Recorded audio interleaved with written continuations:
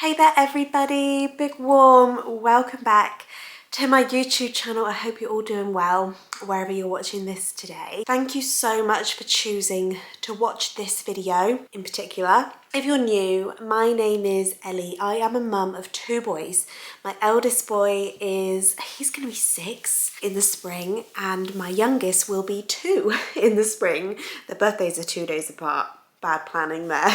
But I have been on Instagram and YouTube now for like 4.5 years, and I have been very open and honest about my history with mental health. I talk about anxiety and intrusive thoughts a lot, more so on my Instagram than on here, and every time I open up about it and share anything about it, I receive so many messages from girls, women, mummies, not always mums, just like me, who want to know more, want to know my full story, want to know how I've overcome it, although I'll get to that later. And for a couple of years now, I've been telling myself that I will sit down and make this video, and it never happens. I always chicken out, but I've done it, and I've been almost chickening out all morning, but I've just put Cooper down for his nap.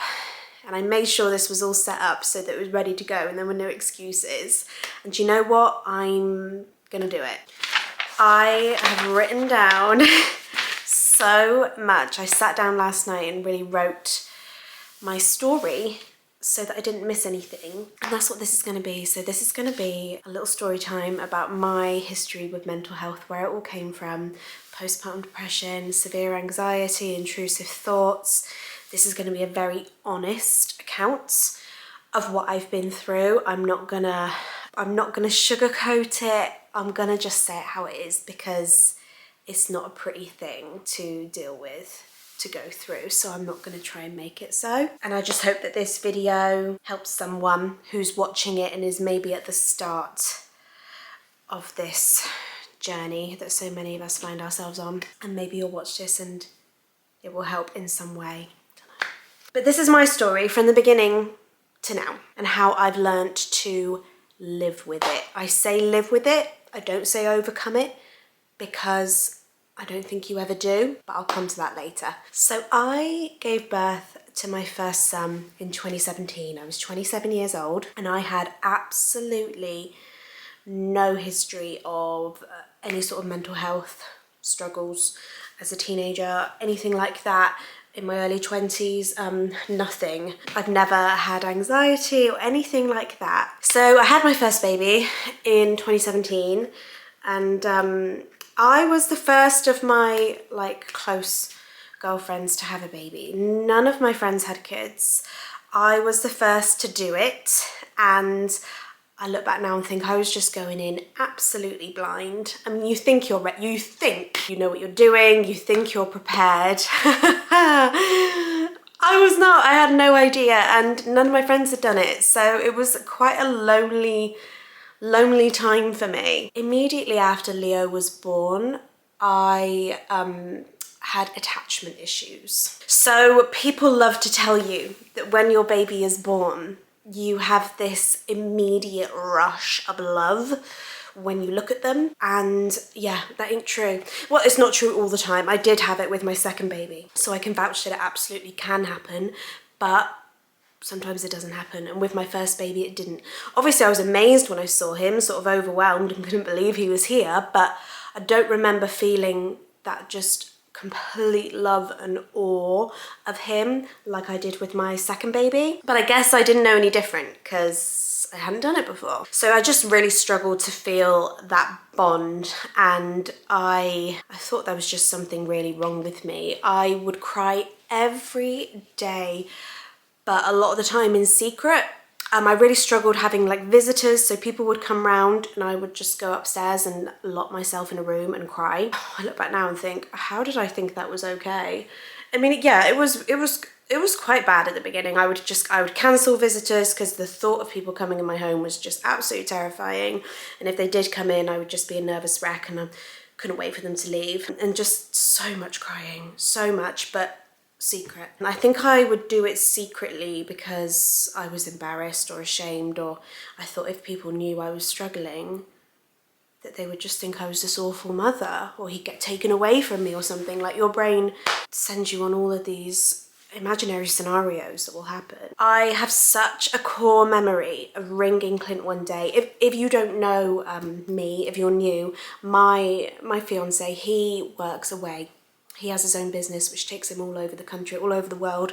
In some cases, he's actually out of the country in Spain this week. So from 2 weeks old, he was working because he has to work, because we have to make money. So I'm on my own a lot, which I'm completely used to now, but obviously back then it didn't help with the attachment issues and things. Obviously it didn't help. And I remember being on my own with him one day. I was on my own a lot, obviously, and ringing him and just saying, I feel like I don't like him. And that hurts to say that out loud, especially to like put that out there. But the reason I can share that, honestly, that I did feel that way, is because I'm absolutely fine now. And we are like this, me and my Leo, we are very, very close, and there is absolutely no bonding issues. And my attachment issues were quite short-lived. I'll get to that in a minute, which is why I'm fine saying this to you now, because it's all okay. But yeah, that was a really dark time. I did not enjoy being with him at all, and that is a very hard thing to admit. So I guess that was when Clint first started to realise things weren't quite right. Again, this was the first baby for both of us, so we didn't really recognise postpartum depression or know what we were really looking for. And I guess we probably just both thought I'd be all right. I'd be fine. Around 8 weeks old, I was probably like this for about 8 weeks. And at about 8 weeks old, my bond and love just happened. It came on quite suddenly, out of nowhere. I remember it hitting me like a wave, you know, looking at him one day and being like, there it is. That is what I've been waiting for. And it just came on strong. So that was fine. Obviously, I knew that I was incredibly deeply in love with my baby, so that was fine. But looking at it now, in hindsight, I think that the guilt of not enjoying those first 2 months and not having that attachment led to me becoming really unwell. Because then what was, you know, a sort of distance and unattachment became very intense. And I think the guilt of feeling the way that I did led to the sort of extreme opposite of feelings. So it led to me becoming really intense and extremely anxious about him, constant worrying and overthinking about him, because I just loved him so much. So it was like going from one extreme to the other, which is pretty nuts. Basically, to explain it properly, the love that I had for my baby, and from speaking to other women, I know this is very, very common, but the intense sort of love and responsibility that I had to this baby just led me to constantly thinking he was going to die, basically. And from having therapy, which I'll get to later, I know now that it all does come from love. And because you love this little thing so much, obviously the worst possible scenarios that you would ever lose them and that they would die. That is every mum's just worst nightmare. So that is where my brain was just fixated. It became like an obsession. I'm talking multiple times a day. I would just have these hideous, morbid, intrusive thoughts where I would convince myself that my baby, toddler, this went on till he was about 2, would die. There were certain situations where it was particularly triggered. The car was an awful one for me. I would be driving and just have these visions of us crashing and what that would look like. Him being in the bath, I would have these awful visions of him drowning. Him being in bed, I would just imagine myself going to check on him, and obviously he wouldn't be breathing. The second I'm not looking at him, basically, if I was to leave him playing with his toys and go into the kitchen for seconds, those seconds would just be filled with my brain imagining how he's died because I've left him on his own. You know, he's choked on a toy or something. It was intense. And like I said, I'm not sugarcoating this. I'm telling you how it is. And then from then, a lot of physical stuff started and panic attacks. If you've never had anxiety, there are a lot of physical side effects. I think it's quite misunderstood that it's all in here, and it is obviously a lot in there, but there's a lot of physical stuff that comes with severe anxiety as well. And for me, I get a particularly tight chest, sort of like an elephant is sitting on your chest. You struggle to take a deep breath. You can get stomach pains, nausea, headaches. That's a big one for me. But when these physical things first started, I actually remember confessing to Clint one day because I knew something wasn't right. I remember saying to him, look, I'm waking up every day with butterflies in my stomach. Like a really weird sort of nervous, sicky feeling like butterflies, really similar. And I'm waking up every day with it and I can't shake it. And honestly, this is because I'd never had anything like this before. I didn't know what it was. So I just said it to him quite innocently, and because he has had anxiety before, work related, he was able to say to me, Ellie, that's anxiety, that's what that feels like. So that was the first time I was like, oh, okay, maybe that's what's going on. But yeah, the panic attack, anyone watching this who's had a panic attack will know how hideous they are. Horrible. Mine, again, the car was a big trigger. I've had a couple in the car where I've left Leo if I've dropped him off somewhere in a situation because I'm not physically with him. I'm just in the car driving away, creating all these scenarios in my head about how he'll die because I'm not with him. And that's definitely brought a couple on. I remember having one in Asda before. It's actually just before I finally got help because that was quite bad. And I just thought, I remember pushing him in the trolley and thinking, I'm gonna die now in Asda, and he's gonna be sat in that trolley on his own watching me. Hideous thoughts that should never cross anyone's mind. And I know now that OCD basically goes hand in hand with severe anxiety and intrusive thoughts like this. They're kind of like cousins. They kind of go together, because when I was really at my worst, before I got help, I would find myself having to get up in the night. I wouldn't be able to go to sleep without checking the fire alarms, testing the fire alarms, check that they work. Fire was this big thing for me. I was convinced there would be a house fire when we were asleep, convinced, to the point where every night when I went to sleep, I would have to go over in my head my plan for what I'll do when the house is on fire, how I'll get Leo. I didn't have Cooper at the time. Obviously, keep in mind I'm on my own, Clint's away. So I'd think, right, I'll go get Leo first, then I'll get the dog, who's not with us anymore, bless him. And then I'll do this and that. But if the fire's here, I'll have to go out this way. And if the fire's here, we'll have to go out this way. I wouldn't be able to sleep until I'd gone over that scenario in my head. So that is very OCD, obviously. And also there was a point where I was convinced of the fact that I was going to die in my sleep. This is hugely brought on by the fact that I'm on my own. Obviously, if my partner was at home every night, I wouldn't be so obsessed with that particular one. But I think where I was on my own and I was sure that I was going to die in my sleep, and then my little 2-year-old would come and find me and he'd be on his own and no one would know that he was on his own. That was a real thing for a while, to the point where Clint or my mum would have to message me in the morning, just good morning, and then I would reply, because then I knew that if I didn't reply, they would know something was wrong. So that would settle me. And it was that particular situation which I confessed to my friends. 2 of my best friends were over one night. I can't remember why. And they obviously knew something was wrong because they obviously brought it into conversation, and I did confess and told them that I get my mum or Clint to message me in the morning in case I'm dead. And I will never forget their reactions and like the look of horror on their faces. And it kind of made me think, yeah, this isn't right. So that night, I remember my best friend saying, you need to promise me that you're going to book to see a therapist tomorrow. You know, absolutely no ifs or buts about it. It's happening tomorrow. And yeah, I did. I think, yeah, that was a huge wake-up call. Huge wake-up call. I think anyone who's had a story similar to mine will tell you that there was like a pivotal moment or wake-up call, and that was mine. So that comes to the next chapter of my story, which is therapy. So that was the route I decided to take. One of the questions I get asked most is how did you get better? And the main thing that helped was therapy. Did go on medication as well, but I'll come to that in a minute. So therapy, I went private. I know not everyone is able to do that, and the NHS do offer therapy, which is better than nothing. But for me, I just could not possibly be on a waiting list. I needed to be seen ASAP, especially once I realised that something was really wrong. I went to see a private therapist near to me. I looked around a lot. I looked online. I wanted someone who specialised in anxiety, and I wanted a woman who was preferably a mother.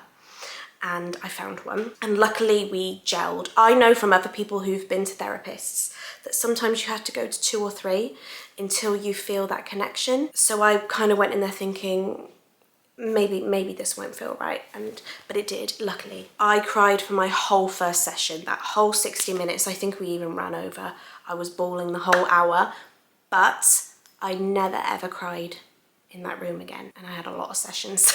She taught me techniques. Obviously we did a lot of talking, a lot of talking. I can't tell you how beneficial it is to talk to someone who doesn't know you, because I got much better at talking to my friends, my mum, Clint, and I'm obviously very open about it now. But back then, you know, to say all your like deepest, darkest feelings to a complete stranger, I cannot tell you, that alone is hugely beneficial. But obviously she is a trained professional, and she came with a lot of techniques that I use to this day, because I'm not perfect and I probably never will be again.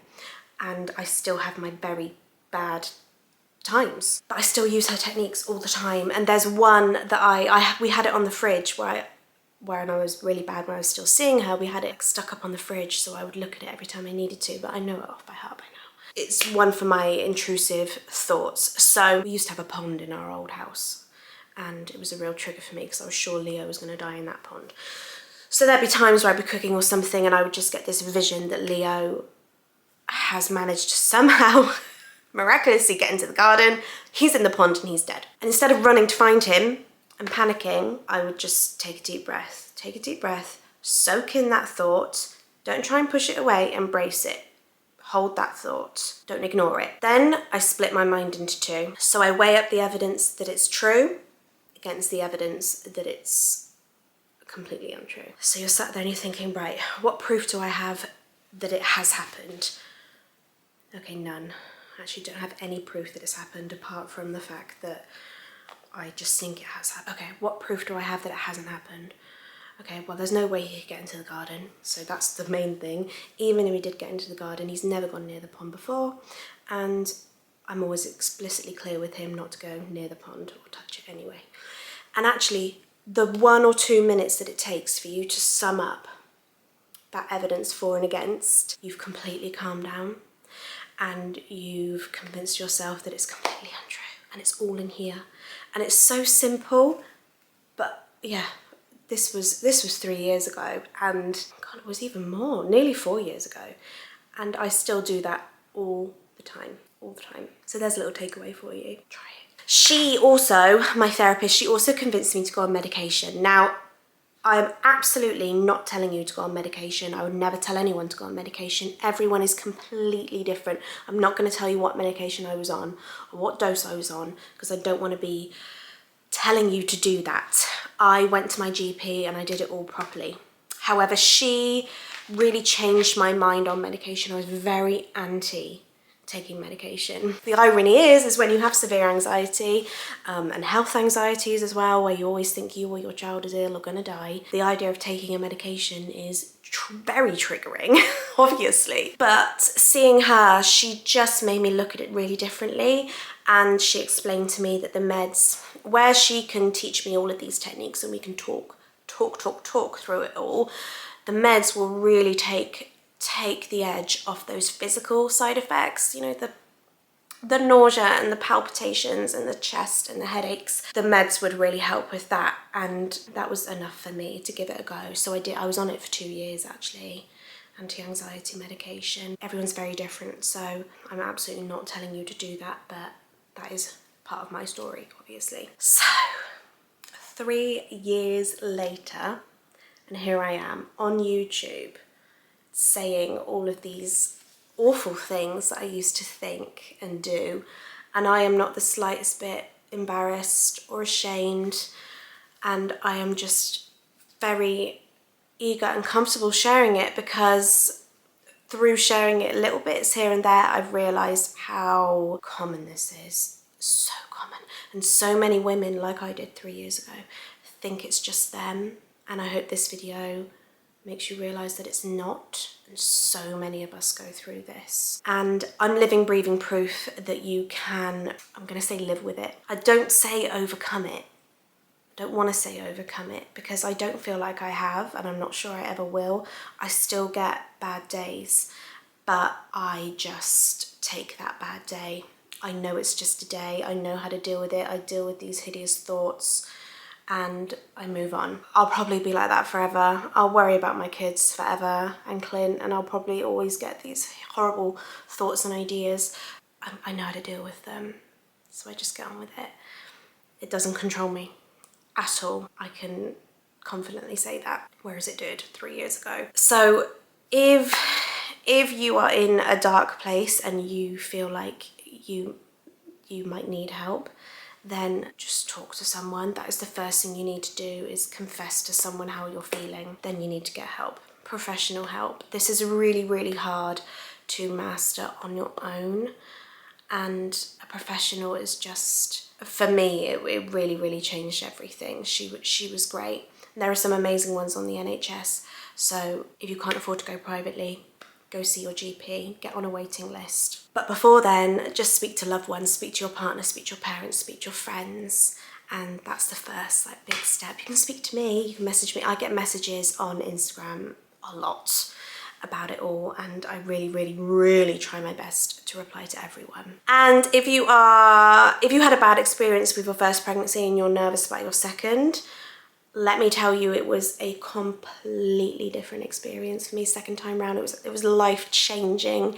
It was a magical experience in every aspect. Obviously, I still got tired and grumpy and sore, but I just loved every second of having my second baby. So please don't think that you're written off if you didn't enjoy your first time and it's gonna happen again, because I had two wholly different experiences. But there you go. That is my very, very, very honest story about my mental health history and how I have tackled it and how I deal with it, techniques that I use. Thank you for watching. If you have stuck out, that was quite a long video, so thank you for sticking with it if you did. And yeah, I'm glad I've finally done this. I actually feel really empowered that I have taken the decision to do this finally after 3 years. Guys, thank you so much for watching or for choosing to subscribe if you have chosen to do that today. And I will see you in my next video, which will be much more uplifting and motivational than this, which was a bit serious chat. So yeah, I will see you in my next video, guys.